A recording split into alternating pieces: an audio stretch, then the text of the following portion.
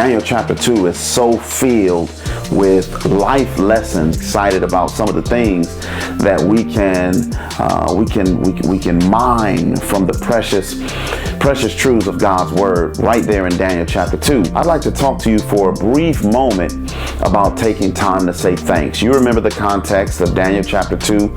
Literally, he and his 3 Hebrew friends, their lives are on the line. Not only theirs, but all the wise men of Babylon.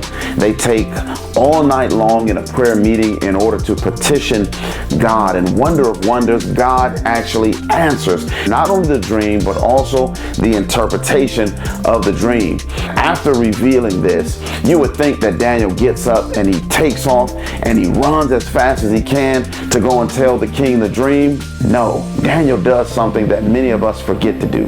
He had prayed and he had asked God to do something that was miraculous. And then Daniel actually took the time to say thank you. You know, as a pastor, I've seen people come in and out of the doors when a prison sentence is hanging over their head, cancer is hanging over their heads, or sword is hanging over their heads, and they, please pray for me, please pray with me, and I always am willing to do that. But I've got to tell you that very few people come back to say thank you for what God has done, or even take the time. Jesus, in one of his parables, healed 10 lepers, and the Bible says only one of them came back to say thank you. You've been in one of those situations? Maybe your life has been on the line, or the life of someone you love and care for, and you have prayed and you've asked God to do something.